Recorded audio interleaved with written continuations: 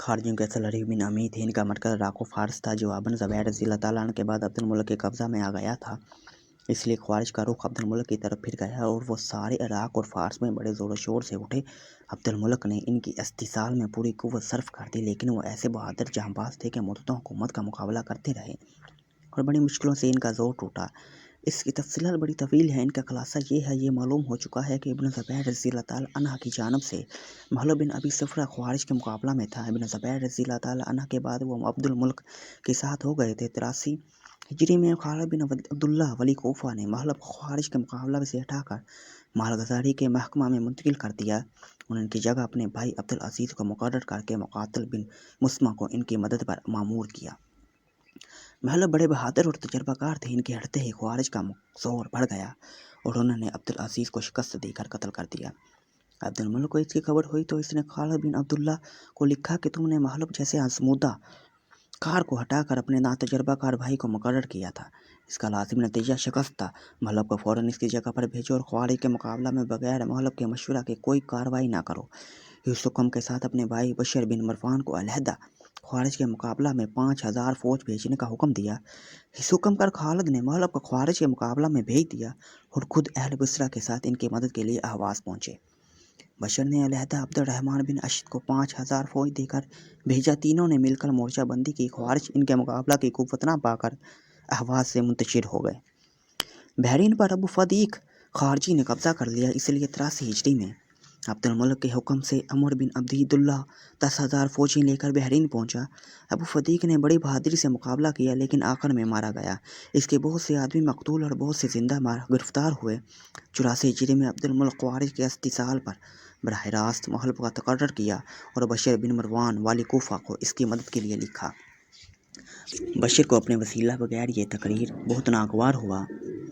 वो इस हुक्म की खिलाफ वर्जी तो ना कर सकता था, इसलिए अब्दुर्रहमान बिन मख्फ को 5000 कुफी सिपाह के साथ महलब की मदद के लिए भेज दिया, लेकिन उसको खुफिया महलब की मुखालफत और इसकी तहकीर की हिदायत कर दी। इस वक्त ख्वारिज की जोर शरा महर मस में ज़्यादा थी, इसलिए महलब और अब्दुर्रहमान दोनों सीधे यहीं पहुँचे। लेकिन अभी जंग शुरू नहीं हुई थी कि बशर की मौत की खबर आ गई। ये खबर सुनकर कोफ़ी फ़ौज बगैर लड़े वापस लौट गई। बशर के नायब खालिद बिन अब्दुल्ला को इसकी इत्तला मिली तो इसने कोफ़ी फ़ौज को राह महर मस पर लौट जाने का हुक्म दिया, लेकिन वह वापस ना हुई और खालिद के अली अलर मगम कोफ़ा चली आई। अहल इराक़ ख़ुसूसन अहल कोफ़ा बड़े सरकश और शोर पसंद वाक़या हुए थे और हमेशा से अपने वलियों की अदूल हुक्मी के आदी थे।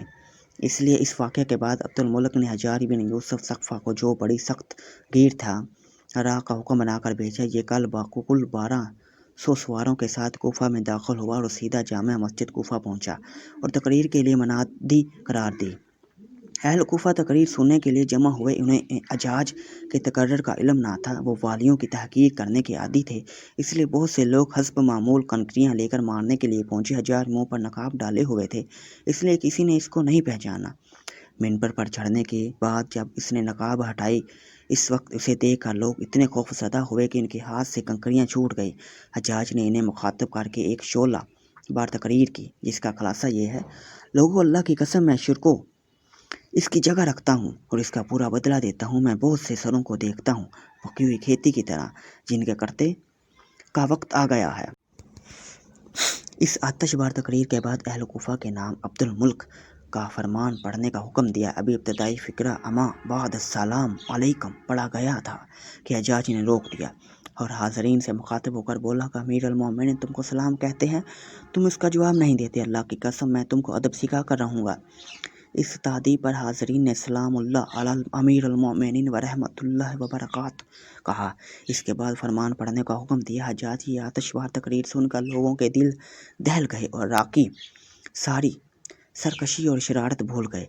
या तो वो किसी के रोके ना रुकते थे और महलब का साथ छोड़कर चले आए थे, या इस तकरीर के बाद हर शख्स जल्द से जल्द अपने महलब के साथ पास पहुंचाने के लिए बेताब था और कोफ़ा के बल पर इतना अज़दहाम हो गया कि रास्ता चलना दुश्वार था।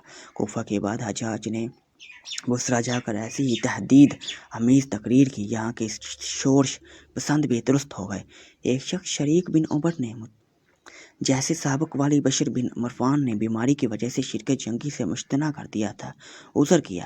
حجاج نے اس کا سر قلم کر دیا۔ اس کا یہ اثر ہوا کہ لوگ جوک در جوک فوج میں شرکت کے لیے بھاگے۔